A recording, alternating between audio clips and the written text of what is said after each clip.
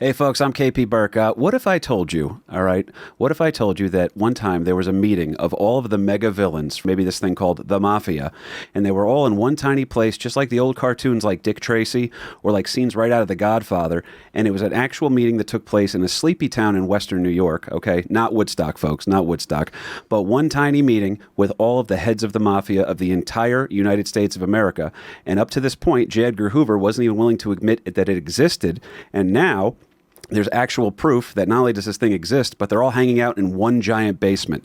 What ensues is a story of hilarity, betrayal, and a bunch of mobsters running through the woods from the authorities tonight here on American Loser. Fill her up. You're listening to the Gas Digital Network. On the edge they take the throne, built on bones of those unknown. Not in first, never the last, still erased from the past.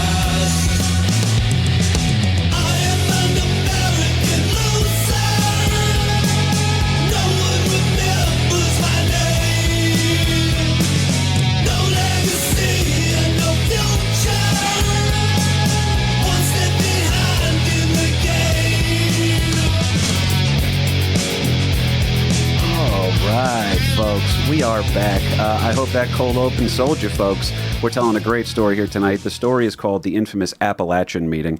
It is covered and talked about in so many mob movies and mob stories. So, of course, I have to bring in a topic that I want to talk about on our show called American Loser here on Gas Digital Network. We're telling you the weirdest stories from American history and putting the spotlight firmly on second place. With me, of course, it's a bonus DILF episode this month, folks, all right? It was his Father's Day gift. We forced him to come into the city, and then also a guy who's been like a older brother / dad to me in comedy, the greatest Italian in New Jersey history, because he's the only Italian I know that has never seen the movie The Godfather. You are an anomaly, all right? But my guests today are my father, Larry Burke, and my dear friend, Joe Conte. Welcome to the show, fellas. Hey, guy. Good to be here. I actually saw The Godfather, but I was 41 years old when I first saw it. How is this possible? I got my balls broken for years, and I got to actually watch it with my late friend Otto Peterson, from Otto and George. Exactly, Otto and George, legendary Otto and George. And I'll never forget, we sat down, he was so excited. He was like, because he used to make sauce and be like, hey, you got guinea parents, take the sauce, bring it up to them, let me know what, the Prince of Darkness. I would go to his house, the Prince of Darkness. I mean, if you don't know who Otto and George is, just go on YouTube. And he'd be like in an apron making sauce and split pea soup. And when we sat down, I'll never forget it, he just looked at me, it started, and he goes, I'm jealous of you. I go, why? He goes, because you're getting to see this for the very first time. And you watch and you're like, nah, not for me. Yeah, I'd rather, I'm more of a Goodfellas guy. It's the Virgin Watch, though. Well, this one's perfect, man. And Joey, I love you to death. You know that. You love everybody that comes on this show, by the way. Some more than others. Okay. I guess I'm the others. But I love you without having a secret, quiet attraction to you, too. Okay? So we have that. Believe me, I'm used to the whole platonic love thing from people. So. Oh, right on. See, you get it. I forgot. Of course. Joe Conte, for diehard Loser devotees, you do remember Joe from being on a bunch of the episodes in the past over here. And then also, of course, my dad, who used to be the weekly host of this show. Now we're just bringing him in. See, maybe we'll just coax you back in. Semi-retired, right? Semi-retired. There you go. Finally. But good news has happened here. We are going to get right into our topic of the this infamous Apalachin Meeting over here. But real quick, we just got to say hello to. First of all, we're on a Gas Digital Network. Okay, I'm so happy to be here. I love being here. It's like getting to play in the majors. Hence the U.S. Navy baseball team jersey that I have on. This is the Temu one, the actual one that's fitted for an athlete's body. Yeah, it doesn't fit me yet. So the Temu one had a little more room in the waist, so we made that work. In the booth, real quick, just want to say thank you to our two diehard producers, guys who make this show happen, Mr. Harrington and the Dominator. Fellas, you want to say hello to the people out there? What's up, people? What's up, people? That's right. That's the Dominator, folks. A very intimidating young man, okay? Dom is also black if you guys don't listen on YouTube. Just letting you know, all right? And Dr. Harrington, the man who makes it all happen. Oh, man. What's up, KP? I'm excited to be here, buddy. I'm excited. It is our 4th of July episode, so what better way to discuss the 4th of July than, first of all, I wanted to get a present for Mr. Harrington, okay? Mike has believed in me, as Joe has, as my father has. All of them foolishly. I've done nothing with a 13-year career. But all of you guys have supported me in some way, shape, or form. Now, my father gets bourbon. Joe, you get a chance to come into the city. You know, Right. Fight the traffic. It's great, yeah. I get this. I never felt more lousy about myself. Everybody's so friggin' beautiful in this town. I just felt like shit, and I've looked the best I've ever looked in my life, and I still felt like shit. It's you know what that is. What it's good for. I believe the great Bonnie McFarlane had a joke that she goes, "Everyone who lives in the city should move to New Jersey, if for nothing else than to have the feeling of being the hottest person at this gas station." So Bonnie, she just makes me laugh so hard, man. The best. But Mr. Harrington has done so much for me over the years. He's the guy. If you guys like the show that we do, I love you for that. Harrington was a fan as well. Harrington goes, "What if you do it in 90 seconds or less?" Turned it into the Instagram thing. Got us all of a sudden all this crazy attention, all this momentum that I have not lived up to. I will. But Mr. Harrington, we got you a present. We got you a present. Did I get it right? Because I asked your wife, Alex, who's another producer here at Gas, who's also been very good to me. Did we at least put a smile on your face today? Yeah. KP, you put a smile on my face every day. I love learning about the second place from American history, but so much more while I'm enjoying a beautiful product from the good folks over at Glass. That's right. We hooked him up because what's more American than Nick? Ad? Is there anything? Nothing. Nope. Absolutely nothing. It is Gas Digital. It is ad free. If you guys have watched the show, first of all, always watch behind the paywall because we don't have to edit any of the crazy stuff out. I don't think there's an Al Swearingen mode today, but it was a wild one last week. Yeah, Is that fair to say? It was a wild one. Zach Amico just came on. Zach is balls to the wall. He does not care about anything. He made me laugh. So he broke me 3 times during the episode. That's how funny it was. But I do want to give a quick shout out to our friends over at BSX. This is a blue raspberry lemonade flavor pouch, but got him a bunch of really cool flavors from those guys. They're wonderful. There are more gifts that are coming for you, Harrington, okay? We're going to, essentially, we're sending you to charm school, buddy, all right? We're going to have you wearing gloves while you produce from now on soon. What other poison do you want to give your friend? I'm just trying to figure out, how long do you want him to be the producer? It's, Joe also... First of all, you're a guy who is healthy now. You're doing the right thing. You're living a good life. You do live next to a Superfund site, which I think is what had led to some of the weight loss and everything, right? It's just poison drinking water in New Jersey. Yeah, pretty much, yeah. But that didn't make me 350 pounds, so... no, sir. Yeah, bad water doesn't do that. You went from looking like you could be blocking for the Jets on the offensive line to now looking like you're like, no, this is the conditioning coach. This is you look good, buddy. I can play maybe... I don't know, maybe strong safety? Strong. That's a beautiful reference, too, by the way. We're going to dive in on the topic over here. So, again, if you're using the promo code LOSER, you guys get $1 off a month on the show, and we can give you the full show with no edits, anything like that. Anybody who complains about the edits on YouTube or anything like that, you want an answer? Here it is. It's the paywall, folks. All right? I hate talking about a paywall, but come support this network. Gas Digital is the ones fighting the fight. I won't say what we got flagged for, but it involved the Philippines on the last episode. So just keep enjoying us. You want the real show, it's behind the paywall, or just enjoy the audio on this one. YouTube, we are growing. We are fighting you actively. Blind Mike, RT1000, has been activated, and he's going to be helping us moving forward here. Is that the robot that he's blowing? Yes, Blind Mike is exactly. That's what we should call those. RT2000? I'm going to dive in on this one here, folks, right away, because the people want us to get into the nitty-gritty, and you know what? This topic is worthy of it. In order to tell this story correctly, first of all, the meeting itself takes place November 14th, 1957.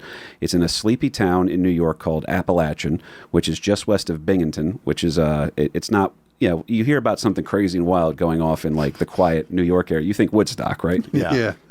Or you would think the New York Mafia, the La Cosa Nostra, you wouldn't immediately think like, the sleepy lumber towns, you know what I mean? Like that, people that are selling, milling their own lumber type of a thing. 25 miles north of Scranton, you wouldn't think that's where all the Italians like, would go. Isn't the office up there? That's crazy. They're so charming, though. I don't understand it. But yes, they did have a Dick Tracy-style villain meeting of absolutely everybody in here. The questions we have for you folks are, why are they holding the meeting? Who's in attendance? Is law enforcement involved in any way? And why is this mega meeting only worthy of a quick passing mention in the aforementioned Goodfellas that Joe Conte brought up here, folks? It's a great line in the movie. You'll remember it the second I talk about it. It's young Ray Liotta as Henry Hill, and he's talking about it's a great time to be. It was a great time. It was before Crazy Joe took on a boss and started, before Apalachin. That's the meeting we're talking about today. That one little passing line, which, by the way, there's a movie about this meeting loosely called The Alto Nights, where if you wanted to enjoy a Robert De Niro performance, but didn't want to do it 2 times in a row, one movie, folks. He plays two major characters from today's story here. Apparently, it's not a great movie. That's what I've been hearing. But guess what? We're going to tell the real story because it's a good story. This one actually deserves it. This is a spotlight on second place kind of a moment here. But first, before we can get into this meeting, Dad, we have to set the zeitgeist. The zeitgeist. You hear that, Joey? We have a drop now. We've come a long way from. I've heard it. Come a long way from Eatontown, baby. Yes. Yeah, with the elevators not working. Also true. Oh man, why you got to burn them like that, LP? I'll tell you what. Here's the quick zeitgeist is: the world is having a collective wet dream over a hot blonde woman named Marilyn Monroe. Dudes everywhere are trying to be cool like James Dean. Not that James Dean. The other one. The old one whose name is James Dean is an adult film star. He spells it D-E-E-N. He's ripping off James Dean, who is not Jimmy Dean, the sausage king. That's what I was thinking. I'm sorry. Now you present as a healthy guy, but you still have the mind of a fat guy. Of course, I'll always have the mind of a fat guy. Oh my God, that's how bad mine was. I remember when that Paris Hilton Hardee's commercial came out, like in the early 2000s, and I'm sitting there, and I was like, that's when I knew that I was, I was still a fat guy because I'm watching it, and I was like, man, she's a smoke show. She's my celebrity crush. My girlfriend hates it, but she's my celebrity crush. But as she's eating the burger, I was just like, that burger. If I was hungry enough, I think it's a toss-up of which direction I'm going in. So. Yeah, you would think it was T.Y. Hilton. You don't even know who it is at this point. You're just like, that burger looks ridiculous. Oh, fantasy football players everywhere just popped for that one, Joey. That was a good reference. So here we are. James Dean is the leading man of the time. Marilyn Monroe is the leading lady of the time. Now, topping the charts is a fella named Little Richard with a song called Tutti Frutti. All right. Speaking of Tutti Frutti, Andy Warhol is putting out paintings that are making men more confused than the first time they saw Bailey J.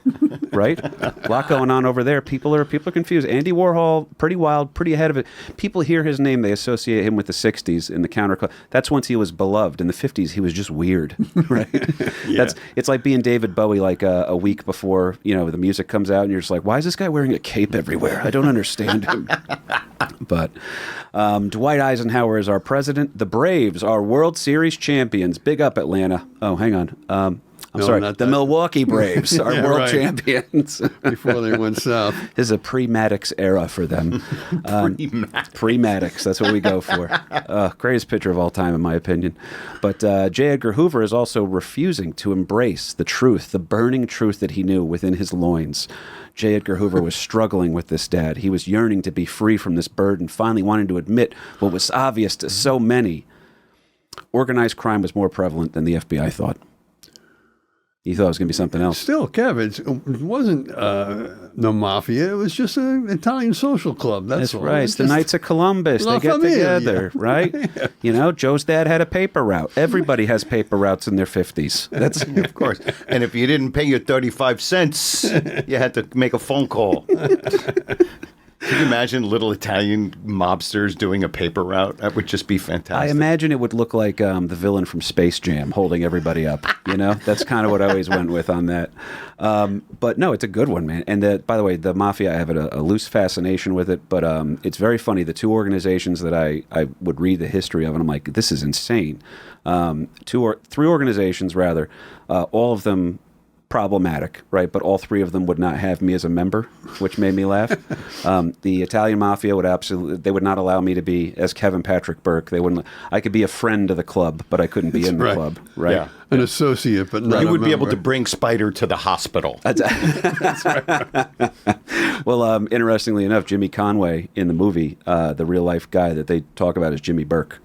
Burke, yeah. Yep, Jimmy Burke, and he's also adopted too. So my father and I were just talking about that on the ride in, and then Dad, you and I were about to talk, and then some girl walked by, and you were like, "Jesus!"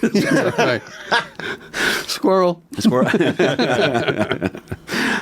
But yes, my girlfriend Carly is Italian. She's also they lie about that a little bit. They're a little bit more German than Italian. They like to kind of hide it and cover it up because the other organization that wouldn't have me would be I can't join the Mafia. I can't join the Nazi Party because I'm not German. DNA tests have confirmed. So I have whatever Timu version of Aryan that they're looking for. Like I guess the Irish are white. I don't know. We're not quite sure. What do we make of them here? And then finally, the other awful organization that that I wouldn't be able to join is the KKK, because I don't know if you guys knew this. I'm sure membership is low right now, and they probably make exceptions. Right. You know, like the Shillelagh Club in Belmar, New Jersey, you have to be 1/8 Irish to join now. 1/8? 1/8. They're down to 1. That's how deep membership has gotten, right? Okay. And Irish people are like French fries, man. We just go good with everything. So that's you're like, oh, I had a falafel sandwich with fries. It worked. I don't know why. All right. But yes, They the other like the party. organization. Well, bring them in. Well, I wouldn't be able to join the Klan. I found that out. I was sitting there, and I'm looking, so I can't join the Nazis, can't join the Mafia, and now I can't join the Klan because they're anti-Catholic, and I'm not actually Catholic, Dad, but if I told them I was Eastern Orthodox, I think that's worse. Yeah. So Southern Baptists wouldn't make it. No. They could probably help themselves if they had like white ladies' night or something. You know what I mean? That one would work, man. But there was always a fascination with the Mafia because it was something that I couldn't join, so there is an instant kinship with De Niro and Henry Hill's characters in Goodfellas because of that. But the story of this one, these are the legit eye ties, right? We'll call them eye ties. Yeah. That one makes me laugh every time. I've never heard that before. You never heard it? I've never heard Eye that. ties? Eye ties. Dad, can Never you heard please that. tell Joe Conte what you guys called the Untouchables growing up in your house in northern New Jersey? Yeah, back in the day when the Untouchables on TV with Robert Stack played Elliot Ness and all that. Well, another big TV show at the time was Gunsmoke with James Arness. James right. Arness, right? Well, to my Irish uncles, it wasn't the Untouchables. It was Guinea Gunsmoke. Guinea Gunsmoke. Mike Harrington, tell me that's not, if you had an Italian boxer you were training, wouldn't you, that would be his name as you brought him out to the ring, right? You're like, ladies and gentlemen, Guinea Gunsmoke, you know. Undefeated, hailing out of Trenton, New Jersey. This fighter makes, the world takes. But no, that's beautiful, man. Guinea Gunsmoke makes me laugh every time, too. So funny. But these are the legit Either that, eye or ties. it was either Guinea Gunsmoke or Cops and Wops. That Cops. was that was Which the one's alternate. worse? That was the alternate title. That's like my bit about what's worse, calling it a guinea tea or a wife beater. I think they're both bad.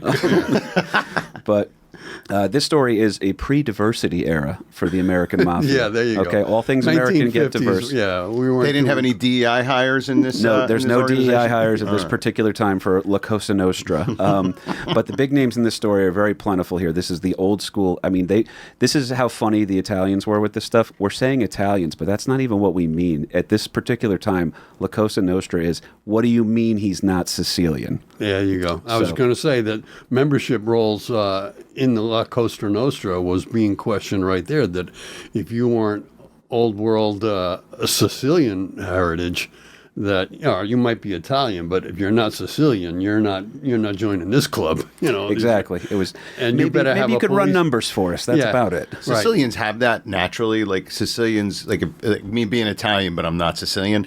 Sicilians always tend to have this. We're Sicilian, not Italian. They have that. There's a Right. little bit of that. I think it's called. They say it's Siciliana mangiapatana, which means Sicilians eat potatoes, but it's their way of saying we're not Italian. We're Sicilians. Oh, okay. A lot of Sicilians do that. Maybe I'm Sicilian. I eat potatoes a lot. I love a nice gnocchi. I mean, you can't. Yeah, that's not a hard sell for me, Joe. No. And by the way, my stepkids are both Sicilian from their father's side. That's why at any given moment I'm sitting there. I was like, all right, I'm being nice. I have to punish them now because they're misbehaving, and I want them to be good adults. But at the same time, I'm always fearful of they're going to sit on that moment, like the beginning of Godfather 2.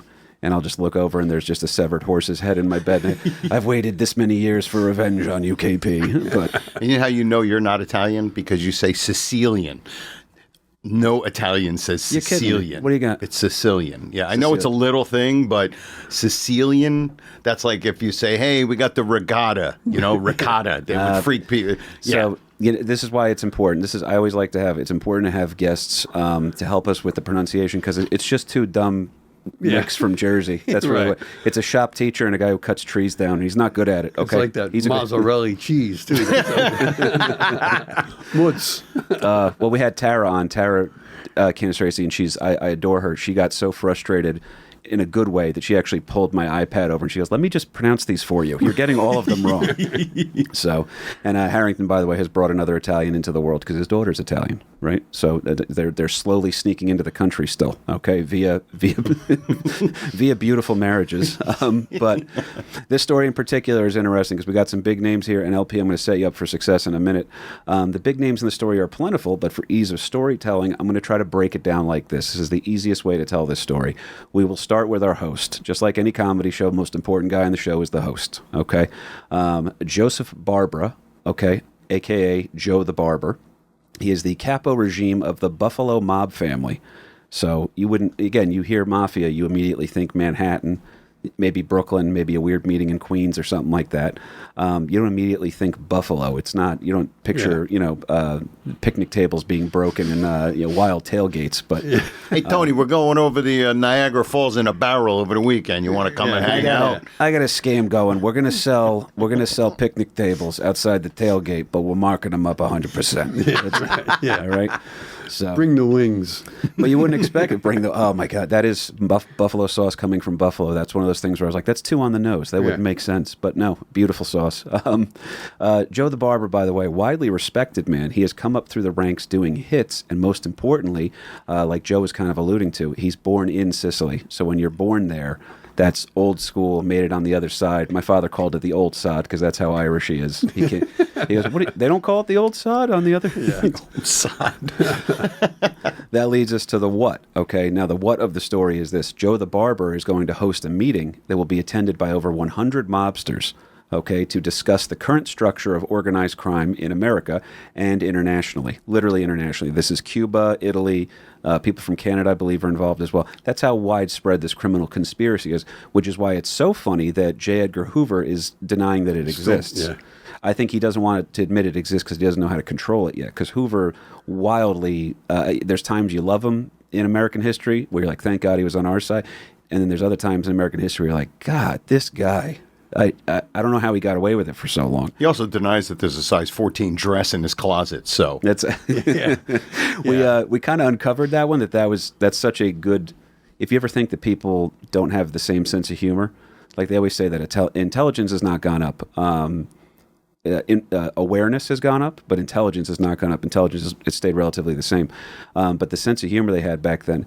What better way to mock a guy like J. Edgar Hoover than to start a rumor that he has. So the next time you hear a rumor about Michelle Obama, or you hear a rumor about Hillary Clinton being a lizard person, or whatever the worst rumor you can hear about somebody is, it does all stay around for forever because J. Edgar Hoover, those stories about him having dressing up as a lady. Number one, it's hilarious. It's so funny. It's one of the funniest jokes ever. They say it was largely untrue. He was like just too boring of a guy like that.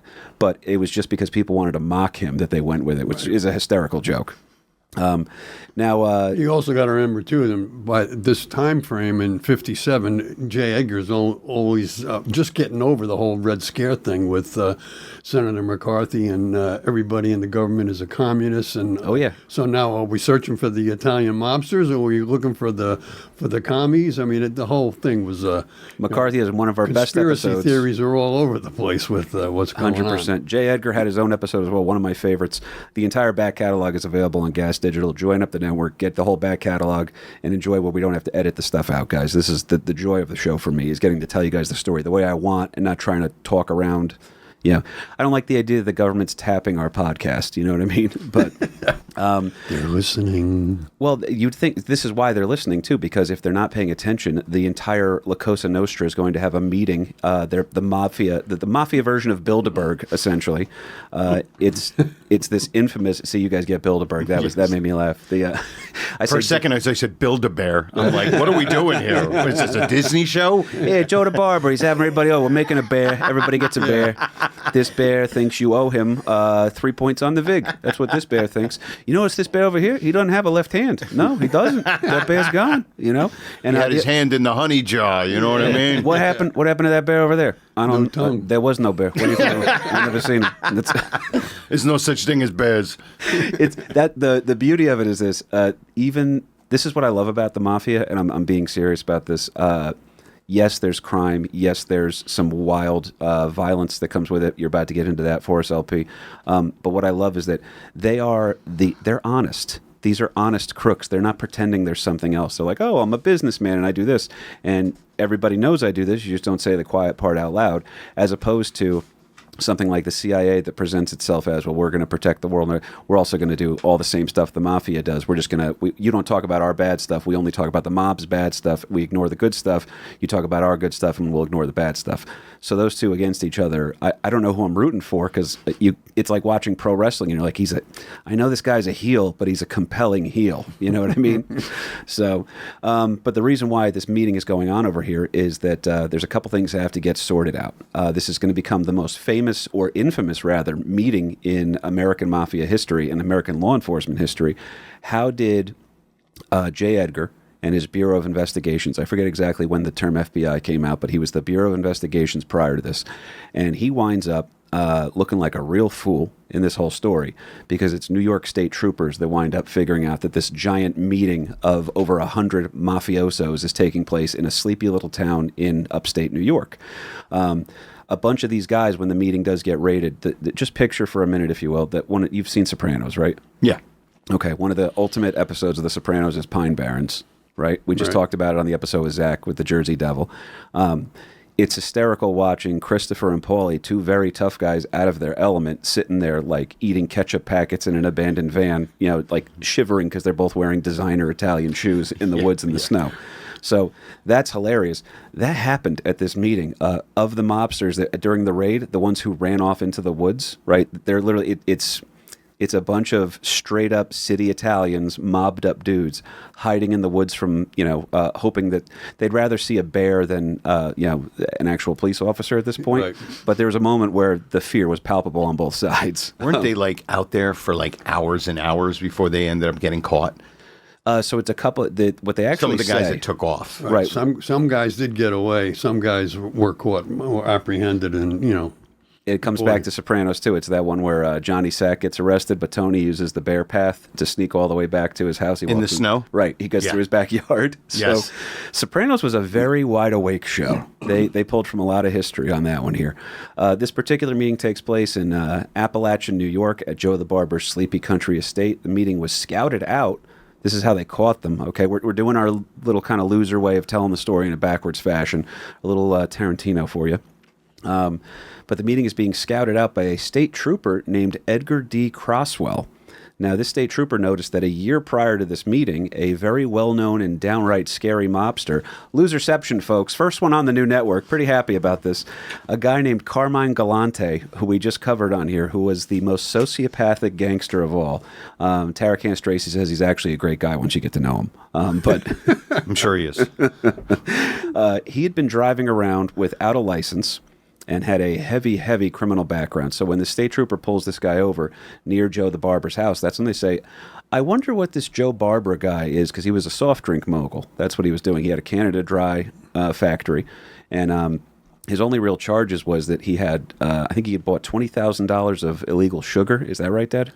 I don't know, but they were definitely watching the house. This one trooper was just, on his rounds. This stick in the mud Croswell. Yeah, would always drive by the house and, just take mental notes as to what vehicles might be there. And then they started noticing a lot of different, various high-end vehicles showing up and start running plates and tracing these, vehicles to. It's the dumbest thing ever. Other people that didn't live there. This is there was one story. There was a huge amount of beef that was ordered that was going to be delivered to the house. Because they're going to eat, Joe. He's going to have they're going to eat. I thought your old man was talking about they had beef. They had a problem with each other. And I'm like, no, all not right. that kind of beef. They had it was hundreds of dollars worth of meat was being delivered to the house. That raised some eyebrows.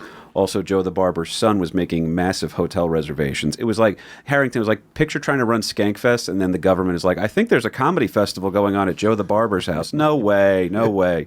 But one of the weird charges, Joe the Barber was such a well-respected guy. He controlled the soft drink business in his area, and he had a Canada Dry bottling facility. And I think one of his only charges was they caught him on having 20,000 pounds of illegal sugar that he purchased illegally. And he said, this is why I love the mobsters so much. It's for my soda factory. Are you making bootleg alcohol during Prohibition? No. I just really like soda. So I have 20,000 pounds of sugar being delivered to my house. But yes, Carmine Galante, who yet again is, he's like, I don't even know what to call him. But he appears in almost everything. Carmine Galante was featured in every major mafia history moment loosely ties in with him. He's like the butterfly effect of everything. So he gets busted about a year prior to this meeting, getting pulled over by this trooper. Again, no license, heavy criminal background over here. And they start looking into Mr. Barber a little bit over here. He controlled the soft drink business, had all this great stuff, but he's well thought of enough and he presents well enough to the public that he was largely able to operate without any sort of massive heat on him. And in fact, I found this out, that his gun permit, when he wanted a gun permit to actually, this is a mobster, the classic, leave the gun, take the cannolis type attitude. Right. How many times did we see a perfectly good, gun get thrown into a river in a mob movie? Now this is the gun he wants to keep on him that can be traced, right? He fills out the paperwork to be able to be a responsible firearms owner. He goes ahead and does all that. And the guy who signed off as his second on this was one of the local area's chiefs of police. So yes, Joe Barber, he's a great guy. Yeah, that's right. Local businessman. 100%. Owns the Canada Dry bottling facility, and he's just good guy. Good dude. Keeping a lot of people employed. Well, he is too, and his estate is beautiful in upstate New York over here. It was called Mafia Row because all the mobsters started buying houses in the area as well. We get more into that here in a second, but Joe the Barber has this sleepy town, gorgeous estate. He's held successful meetings there before. He's nervous. He goes, guys, I don't know if we should do this meeting here, but there's a reason why this particular meeting is going to serve as a bit of a coronation for somebody. This is somebody saying, ta-da, let's throw me a super sweet 16 party for the mafia, right? But this is why we've now set the scene here for you. It's Joe the Barber's house in Apalachin. All the gangsters are going to come in over together. The meeting is going to be an international gathering of organized crime. Many people warned against this meeting, but Vito Genovese, Harrington, what's the actual pronunciation on that one, buddy? I always get it wrong. I've always heard it as Genovese. Genovese, right? How about you, Joey? The American version is Genovese. Genovese, right? Like, actually, my last name is actually Conte. But Cunty? You said Cunty? Conte. Cunty. Yeah, because I haven't heard that since since at the time, second Joe grade. Cunty. Yeah, I haven't heard that since second grade. But of course, you're not fat anymore. You got to take some hits, all right? Yes, because I get hurt so easily. Yeah. But it's Conte. So thin-skinned. Yeah. Just wanted to make sure I pronunciated that correct. But more importantly, and I'm sorry to go right back to seventh grade bullying tactics. You did once ask me, I remember telling you, I forget what I told you. I said something about I was working out, and you told me this is one of the funniest things you've ever said to me. You said, every day's leg day when you're fat, KP. Did I? Yes, it hurt pretty good. But this meeting again, by the way, so you got all people coming in from everywhere. You have people coming in from Cuba. Cuba has to get decided what they're going to do with that. This is a strange time for Cuba. This is pre-Castro Cuba, right? So you have that going on. You also have the old school boots on the ground eye ties, the founders, if you will. They're going to be coming over here for this meeting. Now, there's a lot going on, all in a sense here. This is going to be the reason why Genovese is going to be pushing for this meeting is because he believes it's going to be, first of all, he does things his own way, no matter what. Is that fair to say, Dad? Mm-hmm. Good old Vito? He's an ambitious fellow. Vito's very ambitious. If this was going to be the kind of takeover on something like this, where it's a perfect takeover because you can see the guy's ego on full display. It's the hubris is there for his downfall. That's why it's a good American story, because we love rises to power, but we also love falls from grace. So this guy has a little bit of everything over here, and I believe the De Niro movie talks about a lot of this. But I'm not going to see it. Not because I don't want to watch it. I just don't have time anymore. I'm very lucky if I get to watch the last inning of a Yankee game, let alone anything else that I'm doing with my life. But the big thing here is this. Originally, and Dad, I figured I'd set you up for this one here. Lucky Luciano, okay, one of the OGs, right? Probably the OG, fair to say? Mm-hmm. He is going to be released from his prison sentence. Why is Lucky Luciano getting out of his prison sentence, Dad? He was, there was a fellow by the name of Albert Anastasia. And again, whether it's the American version or the Italian version. Our Itai interpreter here, Joe Conte, here with us, folks.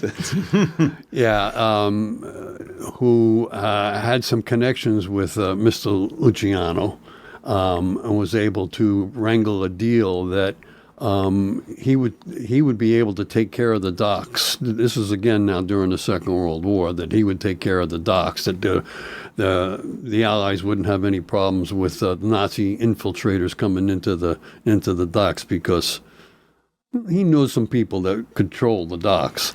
So you're saying the government is working with organized crime to protect the homeland? That's exactly it. Now And we're in beyond that, the government is now working with the underworld, if you will, to not only protect our own shores, but we're about ready to invade Sicily. And we might need some help with some inside folks who are already It's one of my favorite Sicily. stories. One of my favorite stories from all of American history. So anyhow, Luciano was exiled. He skipped out of the United States to avoid prosecution here in the United States and went back home to Sicily. Well, he was released by Governor Dewey, I believe, and that was in exchange for cooperation, correct? Right. Yeah, and then he was pardoned, if you will, by Dewey, but Dewey was also one of the guys who had he was a marked man, that they were going to take him out because of him going after some of this organized crime. It's a whole tangled web back and forth. I found this out, by the way, before I set you up for Albert.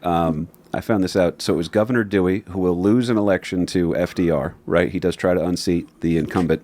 We shouldn't even say that, because that seems to be the word. Yeah. Well, was it Truman or was it? Truman. Okay, understood. Dewey beats Truman, right? That was the thing. So that was an old misprint. That was the big headline. So that Truman held up. In a pre-Donald Trump era, there was also fake news still. All right, he didn't invent that, Right. folks. He didn't invent that. But the thing that I loved about this particular story is that Lucky Luciano cooperates and helps us out with info on Sicily, getting us inside over there, protecting the docks and the homeland, if you will. And in exchange, Dewey drops the charge back then was called pandering, which made me laugh, because Joe and I hear pandering and we think, oh, what did you say? Did you say give it up for the troops during your act? Did you do something hacky, doing crowd work or something? Who here like likes television? Come on, let's hear it. Are you guys dating? Who's dating in the front row? Oh my God, you should hook up with this person. That's pandering, folks. But pandering back then also meant pimping, which I thought was interesting. Oh, okay. So Right, different terminology. Right. So they drop that charge for Lucky Luciano, and they say, all right, we're going to drop the charge, but you have to go back to Sicily. And he goes, no, I'm an American. I don't have to. And he goes, dude, just go home. All right, leave. Yeah. So Take the deal. yeah, well, he got deported after his release, and the Luciano crime family will see a power struggle now, between Frank Costello, who I thought this was funny. Frank Costello. Costello is an Irish last name. I did not know that. Ends in a vowel, but it's been co-opted, right? Yeah, well, Burke, B-U-R-K-E, ends in a vowel too, but It sure does. But that's the old Not so line much. about that. That's a line like, oh, of course they're harassing him. His name ends in a vowel. It's like Sacco and Vanzetti all over again. Yeah. But Actually, because Lou Costello, that wasn't his real last name was Cristelli, I think. No way. So I never thought of it as an Irish name, but maybe it tripped me out. But it is an Irish name. And it's the reason why this one of the you could call him a head of the five families, one of those guys, Frank Costello. He picked that as his name. I think he was trying to change his identity to avoid some stuff, but he was very fond of his Irish cohorts in the Irish mob. Okay. So he actually went with the name Costello. And then what happened is he culturally appropriated an Irish name, and now we associate it with Italians so much because of the power this guy wielded. So Isn't these guys. Costello Jack Nicholson's character? Isn't Frank That literally Costello? is it. That's Departed. why I was trying to figure out. I'm like, why is he trashing the Italians, but he's the head of the Irish mob in the opening scene of The Departed? It never made sense to me, but it actually is an Irish name. So it was trippy, man. So Frank Costello is literally his name in the movie as well, based off this real life gangster here. Frank Costello has a beef with the aforementioned Vito Genovese. And in order to take control of the Luciano crime family, Genovese is going to have this power struggle. He's got to get rid of somebody, Dad. Who's he got to get rid of? Genovese was going after Luciano. Who else was he going after, though, too? Oh, he was Your boy. my boy. Yeah, well, this guy was a self-made man, if you will, Albert Anastasia. He's is an Italian immigrant. Comes over with his brothers. He's got like 9 brothers and 9 kids, 8 brothers and a sister. Comes over from Italy as a 15-year-old with his brothers, with just 3 or 4 of his brothers. Once they arrive in Brooklyn, they jump ship that they were on and now start working the docks in Brooklyn. And of course, the docks at that point in time were completely controlled by the mob, and he's an up and comer kind of a thing. So he proves his worth with the aid of some of his brothers, but he is working his way upwards. Gets into a little beef on the docks with another one of the Italian fellas and kills him. I mean, that's the way that fight ended, and he is. No way to misinterpret that. Yeah, Yes, very to the point. He offs the guy, and then I said kill. Is that a bad word? We don't care anymore. Get behind the paywall. That's where the real show is, folks. Sorry. We didn't have to have an Al's Origin moment there. No, sir. Not on this one. Unalived him. No, doesn't that make you cringe? Right. It's just weird. He's made it so he's not breathing anymore. And It's because kids were threatening each other on video games. That's why. So But Albert's doing real life stuff. so Umberto, or Albert, is then convicted and sent to Sing Sing, to prison. And while he's in Sing Sing, he becomes noticed by some of the other inmates there, and word gets back to Luciano that this guy is an up-and-comer. And he wrangles his way into a retrial, if you will. And Perfect. So now a year later, he spent a year in Sing Sing, and now he goes for his retrial, and lo and behold, the 4 people that were to testify against him can't be found. They're at a Build-A-Bear workshop this weekend. They couldn't make it. They were Build-A-Bear. They didn't get the memo about the trial. So, he gets out and then starts to work for Luciano and some others within the organized So crime. Luciano loves him, And then, and Costello loves him too, right? And there's a number of different people that, he's an up-and-comer. He's a good earner. He's tough. Tough as nails kind of dude, too. His specialty is making people unalive. He's sending them to Build-A-Bear workshop. That might be our new code word. He comes up through the ranks and actually is one of the founders of Murder Incorporated. Murder Inc., baby. Not just a record label, folks. You heard it here. Yeah, which is the mob's version of the Sergeant at Arms. That there need to be somebody had to be dealt with. You can dial up Murder Incorporated. It's literally when they say contract killing, it makes you think of contractors. Yeah. Like I got a floor guy. Yeah. I heard you paint houses. Right. Good electrician, good plumber. Well, this guy is. His specialty is offing people, but so he's like one of the key people within Murder Incorporated, which was the commission, which was the boss of the bosses, if you will. Mm-hmm. That they decided that somebody needed offing. That who are you going to call? You're going to call Murder Incorporated. That.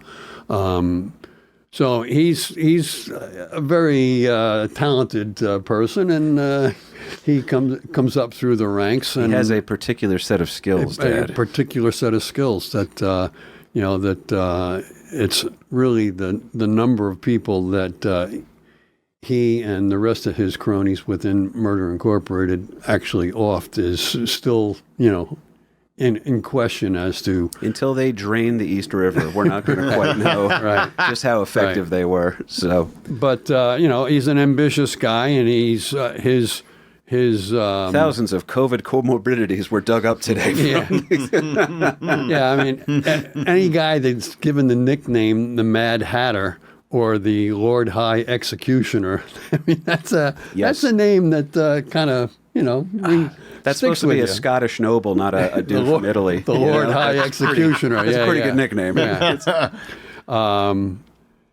But anyhow, he takes out a few people, which of course makes enemies at the same time. That right. They never actually get along. They have meetings, but they don't actually like each other. Right. That's always they're civil in their prepared violence towards one another. In the face-to-face, but behind the scenes kind of a thing.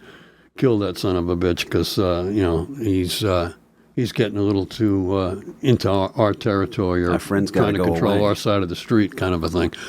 But so that he's a very successful guy, though. But again, he's a very ambitious guy, and he wants a little more and more. And as kind of a gratuity or a thank you for some of the work that he's performed, he's given a piece of the action, and other people take Umbrage to Umbrage that, with right? Umberto. Yeah. So, but he's a successful guy, and a little Jersey connection that I came Here up we with. go, folks. Had to.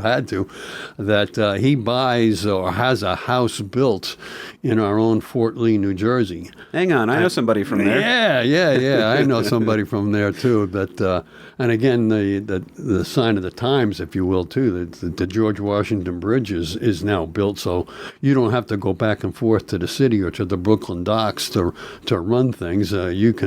You don't have to take the ferry. You can just go jumping across the bridge. And then Just picture a mobster, though. Where does the bridge connect? Picture the mobsters going through the bridge, and they're like, they pay a toll. Like, this is extortion. I would know. I would know what extortion is. Yeah, but he builds this 35-room, 5-bath mansion on the cliffs of Fort Lee. And it's just up the street from another one of the mobsters, so it almost became like Mobsters Row kind of a thing. But they had another one of those. And they said that too, that the house was, that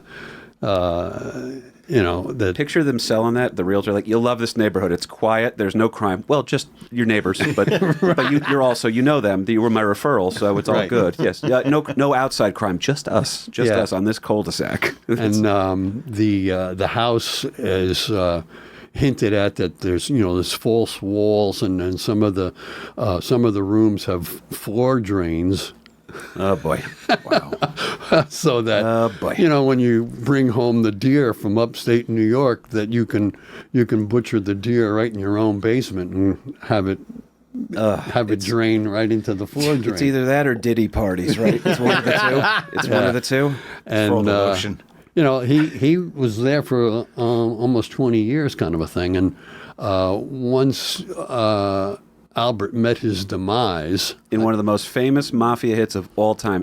Almost everybody, they talk about it on Sopranos, they talk about it in a bunch of different movies, all organized crime stuff. If you see this photo, which we will have put up in post for YouTube, when you search this photo, it is one of the most infamous mafia hit photos here. I didn't mean to interrupt you, LP. I just wanted to say No, that that's for all right. success. That's all right. It's understood. Ruffling papers here, folks. Shop Rustling teacher to the papers. end. I gotta rustle some papers because I gotta make sure I get this right. But It's either papers or cattle. So That's- I think yeah. we're going to go with papers. He can go either or on that. That's what's funny, too. yeah, but this once Albert met his demise, the house was sold a year later, and you comedic guys will appreciate this. Who buys the house? This Oh, no, I know this one. This 35-room mansion. It's Buddy Hackett, isn't it? Buddy, Are you serious?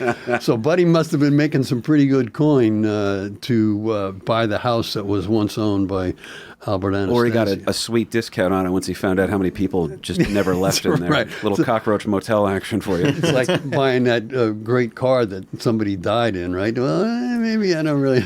I did. I told you that story. I was looking at in Morris County where I work. I'm looking at this Jeep in the one lot over there. It's the prosecutor's lot. And I was like, what do you think they would charge me for that Jeep if I wanted it? And they're like, you don't want that. There was somebody that got chopped up into pieces and thrown into the river from that. And I was like, you're kidding, right? He goes, no, the guy's still in jail. And so it's a pretty sweet looking Wrangler, though. I would think about it. Oh my God! Absolutely. Well, the key on this one too, and I know I'm rushing you here, LP, because we're not on our normal day, and Gas Digital is accommodating us. So I'm going to expedite just one thing on this. You mentioned Albert gets taken out. Right. Now, Albert, you also did a great job explaining this was a heavy hitter for this crew, right? Within the Yeah, and he Louisiana was crime involved family. with a lot of the different families, if you will. That his services were used by not just one local family, but a number of the families. Oh, That yeah. If you needed somebody whacked, who are you going to call? You're going to call Albert Anastasia. He'll take care of. Do you picture him doing estimates like you used to do when somebody, like in the summertime? My father's a carpenter, if you guys don't know. He'd go, he just shows up with his little pad and he goes, "Okay, so we're going to make so and so go." I don't know. I figure I have only a couple of weeks to make this happen. I mean, you might do a better job just going down to Home Depot and trying this yourself. Right. That's right. We could have an accident and well, 100% too. The key on this story is in this power struggle of the Luciano crime family, originally named Luciano crime family. If you want to know how to make somebody mad, ruin their legacy, right? That comes into heavy duty on this story. It's the Luciano crime family. Lucky Luciano obviously gets sent back. He's in prison, running the family from prison, and then he's running it from Sicily after he gets deported. He decides he's going to reside over in Sicily. And this power struggle he's seeing, the guy he wants in charge is Frank Costello, who's changed his name to sound a little bit more Irish. But make no mistake, folks, this is an I tie till he dies kind of a guy, all right? It's a great story. You look at his headshot, which we'll have up here on the YouTube. He's incredible. Like, you look at him, you're like, this guy is the guy. It's right out of Central Casting, Joe. So he's fantastic. Costello's kind of the hand-chosen guy for this, but Vito Genovese he's not going to go quietly into the night. He's going to say, "Hey, folks, I know you've anointed this other guy, but I got something to say about it." So when he's going to actually make a move against Costello is not, the hit doesn't go down successfully. He wounds Costello, and Costello makes a move that I think is interesting. This is how high IQ of a guy he was. He goes, "All right, well, I almost got killed for this promotion." Yeah, they tried to whack Costello. Right. So Genovese put a move on Costello, and Costello goes, "Oh, all right. So I just went for this job promotion, and apparently it's open interviews. So why don't we just go whichever direction Mr. Genovese wants to go, and then I'll just kind of." Meanwhile, he stays completely involved. They called him the Prime Minister of the Mafia because he would broker meetings because he was so well respected on this thing. But in order to get to the people that you needed to get to here, if you actually wanted to take Costello fully out of the picture, Albert Anastasia was never going to let that happen. The two of them were very close. They were Luciano's kind of hand-picked boys. So then Albert Anastasia gets taken out in... He has a fatal trip to Supercuts, essentially, folks. Yeah. It's a barbershop hit. You know this one? No. Oh, it's an infamous one. They called it the Barbershop Quartet. I think it was while he's getting a shave. Am I right on this? Illinois? Yeah, it's close. Sorry, he leaves. Sorry. Great Home Alone reference, Joe. No, that was what do you call it? John Candy. No, that was what do you call it? Usual Suspects. Oh, was it? Barbershop Quartet. You're right. Skokie, Wow. Illinois. I thought you were doing John Candy from Home Alone. No, that's another movie I never saw. Oh God, man, you They really had are to an get the polka immigrant, aren't you? What were we saying, They Harrington? had to get the polka band to Skokie. The Skokie. Very important. Was the barbershop quartet headed up by Barber? That would be hilarious. A barbershop quartet headed up by Joe the Barber. That's what he just set us up for. No, that would be too funny and too on the nose, I think. But they definitely did know that some stuff was going on with all of this. But in order to have that hit taken out on Albert Anastasia, once Albert went down, that's when this summit was going to happen. They were going to have the meeting at Apalachin was to crown Vito Genovese as the head of the. By the way, he renames the crime family the Genovese crime family, as opposed. So you want to really piss off Lucky Luciano, take his namesake and remove it from it. After you are not his hand-chosen successor, you usurp him in violent means. Yeah, by killing Costello, or making an attempt on his life, on Costello's life, and then taking out the number 2 guy, which was Anastasia. And then it's no longer gonna be the Luciano crime family. It's gonna be the next heir apparent who's going to be named at this big meeting. So all of this thing is happening in rapid succession, if you will, in very close time period, and that's one of the reasons why they had to have this meeting up in Apalachin, up in upstate New York. But we're going to settle some things. You know what I mean? We'll have an open air discussion. But the hit on Anastasia, that he leaves his house, and it's like every mob movie that you've seen. His chauffeur, it's not his usual chauffeur to leave New Jersey and drive him over to the city where he's going to get a shave and a haircut kind of a thing. Uber pool? That he's going to be taken over to the Park Sheridan Hotel in the city for his haircut. which wasn't an out of the ordinary occurrence. But while he's sitting in the barber's chair, and his bodyguard is not on the scene either. Oh boy! So he's like all alone, sitting in this barber chair with the towel over his face. To get the hot, moist towel over your face, kind of a thing. And these gunmen come into the place and start pumping shots into him. His initial reaction is he jumps up out of the barber chair and tries to go after his what he thinks is his gunman, but he's really going after the reflection of the gunman in the mirror that was in front of him. Man. Wow. It'd be great if that'd be a great the epic fails of history kind of a thing, where it's like he almost got his gun. Also, by the way, I do hope that as these guys are pulling the guns out on him, that they're saying "Hello, my baby." It would be just chef's kiss. Say hello to my little friend. Right? You think he texts his bodyguard, and his bodyguard was like, "Who dis?" Yeah, new number. Yeah, another little fun fact too is this Park Sheraton Hotel, where the barbershop was within the hotel. That's the same place where Arnold Rothstein was killed years before. So Rothstein, by the way, most epic way to go out. He gets shot, and they ask him, they say, "Arnold, who shot you?" And he puts his fingers up to his lips and goes, "Shh." And dies. That is the most epic, badass Jewish gangster way to go in the history of all gangster stuff. It was a Jewish guy named Rothstein that had the most badass exit. Right. We only have a couple minutes left, so I just want to bang out this one part here. Hey, look, Aaron Berg's in the building, folks. The previously mentioned state trooper, this guy Croswell, who's been scouting out the house over here, he knows that something's coming up because they're going to have this crowning moment right now for this mafia moment. Vito Genovese is about to get, essentially called the head honcho here. So Croswell knows something's going on here. He sees the hotel reservations going out of control. He sees a massive meat shipment coming in over here. And he notices that stuff's going on over... It's gangsters. They're going to eat well. You know that. Everything is done over food. Manja. Well, if you think about it, if you knew you were going to get killed in the mafia and you're just like, all right, well, there's a 50-50 chance I'm going to get killed in the back room of this. There's also a 50-50 chance that it could be just like a to die for, Scungeel kind of a thing. Yeah, so exactly. you got to take a chance on it. Yeah. Law enforcement will notice the high number of cars. This is how it's ridiculous the amount of arrogance that they had for this. All the cars are parked near the Barber residence in the driveway. Cadillacs, Lincolns, all sorts of stuff here. They run the license plate. It looks like Mobapalooza, essentially. It's not hard to figure out what's going on here. They start running plates. There's roadblocks that get put in place almost immediately once they realize how many criminals are concentrated in one specific spot over here. How many? I'm going to get right into it in a second. But the roadblocks are put in place, and there's a raid on this Apalachin meeting. Moments into this meeting, you will see mobsters fleeing into the woods if they're not already being detained.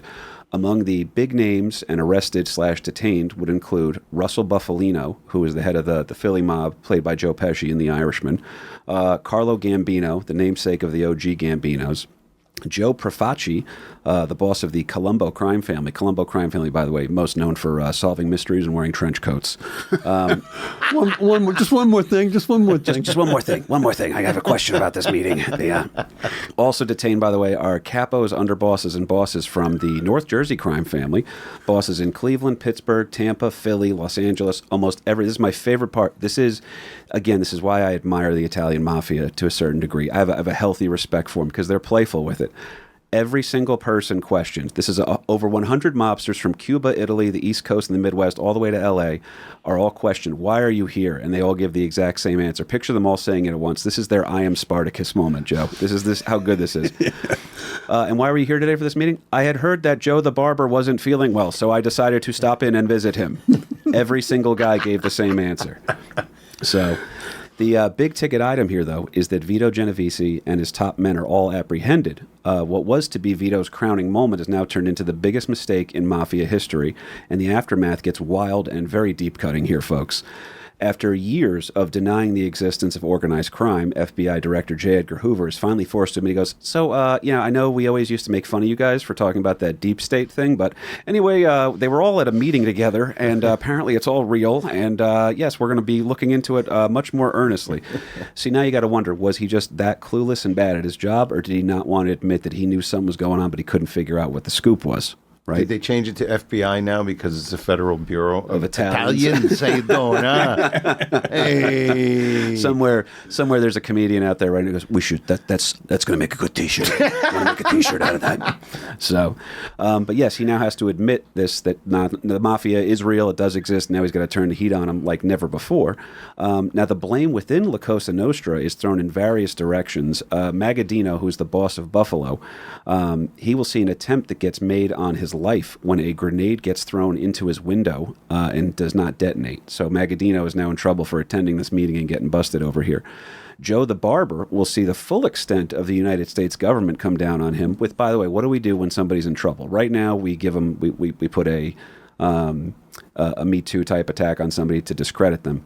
Once they knew they had something on Joe the Barber, this guy just had every mobster in the entire world at his house. What are we going to hit him for? Let's look at his taxes. Classic. Yeah. So they figure out he has legal and tax troubles. His investments will decline. He loses his deal with Canada Dry. His health will also deteriorate. Joe the Barber will die of a heart attack less than 2 years later. His house is sold, by the way, and because it's opportunistic America, baby. And it was bought by Jonathan Winters? So close. So close, Joe. Yeah, really. You are Almost. so close. They literally, the people who bought it started doing tours of it. Do you want to see where the Appalachian raid went down? Mobsters ran out of this door, and this door over here. Please stop by the gift shop on your way out. So it's insanity on that one here. There is a theory, by the way, and I don't know if you had anything on this LP because we're getting close to wrapping up here.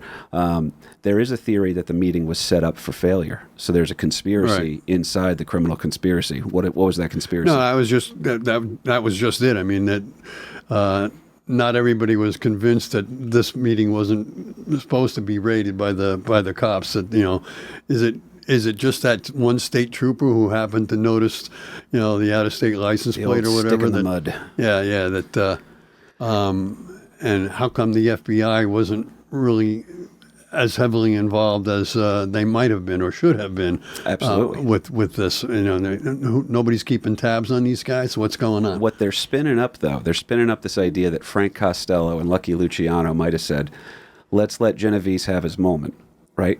But we'll also have the cops show up. Right. Now, why would you turn that thing? Because it was the Genovese family is the one that suffered the most from this, and it was a total black mark on him. His reputation never recovered. And Costello, conveniently late to the meeting. Right. Didn't make it. Missed the roadblock. Yeah, I couldn't make it. I'm sorry, guys. I got stuck. I was apple picking. I think that's literally what he says. Did he really I believe he says he was apple picking. So this whole thing just blows up absolutely in their face. That theory being that the conspiracy was to have it taken down from within. Nothing's ever actually proven, folks. They keep that close to the chest if they're going to do something like that. But that is the idea. They did do this. This is 100% proven, I believe. But they did have Luciano and Carlo Gambino will pay a Puerto Rican drug dealer. They will bribe him to testify that he did a directly involved drug deal with Vito Genovese, and this will lead to Vito being convicted and sentenced to 15 years in prison. The crux of the whole conviction was on the fact that it was this eyewitness statement. So the Puerto Rican was like, yeah, whatever you guys need. What do you need me to say? Right. Set himself up. He goes, just do me a favor. I know that I'm going to jail and I'm taking some money from you guys. Just do me a favor and allow my son to operate his own podcast studio freely when he gets a chance. Again, nothing's ever proven on that, but Vito Genovese will continue to run his operation from the Atlanta Federal Penitentiary until he dies of a heart attack in 1969. So now 4 years without his nemesis on planet Earth. Frank Costello gets to die of natural causes. But a year later, this is my final line here. You guys have anything else you want to say on this one? Or no, just that there was another Carmine theory, Galante? too, that the whole Cuban thing was part of this whole meeting, that they were going to announce making some inroads into Cuban, and again that falls right back into the Godfather kind of a scene, or Godfather 2, I guess. Right. I know it was you, Fredo. Yeah, that's right. So this one was great. I'm sorry for the expedited nature of the show here, folks. But do me a favor. It's use promo code LOSER. Join us over at Gas Digital. I want to thank my guest, Joe Conte. I want to thank my father, Larry Burke. And this is our last little tidbit on the show here, folks. You can follow me. The new reels are coming out every single week. My beautiful girlfriend works her beautiful little ass off on them every single week to put out weird 90-second versions of these stories. We're leaving more details out because we want you to come get the full story. I don't have to give you an elevator pitch anymore. Let me tell you the full story. It's a damn good good one. This is how good the story is, folks. Another loserception is our final moment on this one. Frank Costello sees Vito Genovese thrown into jail, has his life ruined for a man who made an attempt on his life. Frank Costello then gets to enjoy 4 years on Earth without his arch nemesis after Vito Genovese dies in prison in the Atlanta State Penitentiary. Frank Costello dies of natural causes, which is rare for mafiosos, especially high-ranking ones like him. He gets to die of natural causes, and he's now in whatever version of the afterlife the mobsters have, living a quiet existence. But a year after he died, I'm not kidding, a year after he died, his mausoleum gets bombed. They bombed his mausoleum because Carmine Galante, the guy who got busted at the beginning of the story over here, one of the craziest mobsters in mob history, he literally showed up, got out of prison. He goes, I'm mad at Frank Costello because he did a bunch of things to me. Well, Frank's dead. There's nothing we can do. All right, bomb his cemetery. Yeah, rest in peace. Let's blow it up. Rest in pieces is more like it, right? Yeah. Wow. Oh, my God. Rest in pieces. Oh my God. I got to say thank you again to the great Joe Conte. Joe, where can people follow you? Pretty much anywhere. My social media, it's Joe Conte with an E, comic. And and then I do my own podcast called The Conte and Kenny Show. We've been doing it. Which is a joy to be on. Yeah, we have the world's record for doing a podcast the longest without making any money. Almost 20 years we've been doing this. You just described Kenny's career. That's wild. I did, yeah. And it ain't you, buddy. It ain't you. It's We Kenny. started, it was internet radio when we were doing it. Oh, man. The you word guys- podcast hadn't been invented yet. It's called pathetic. It's pathetic. Joe Conte, one of my favorite comics, by the way. A guy I love very, very much. I do mean that, too. Please go follow him, folks. Check him out. LP, I believe you have a family reunion we're all attending next weekend. That's Yeah, great. we go Looking forward to that. Burkefest, baby. Burkefest. Good old Burkefest, folks. For me, it's at KP Burke Comedy. Check it out. Upcoming dates on my website. September 11th, never forget it. It's also my birthday. I'll be at the dojo. I'm going to try and get Mike Harrington out there, too, folks. We'll see what happens. And we are looking into doing Loser Live at a very special place in Beacon, New York that I looked up that I just performed at this past weekend. Amazing place, veteran-owned. That being said, folks, this will come out afterwards, but happy 4th of July. Love your country, fear your government. That's my take on this personal thing. But do me a favor, folks. Keep enjoying the show. Thank you for all that you guys do. My name is KP Burke. That was the Apalachin Meeting, American Loser. On the edge they take the throne, built on bones of those unknown. Counted first, never last, still erased from the past.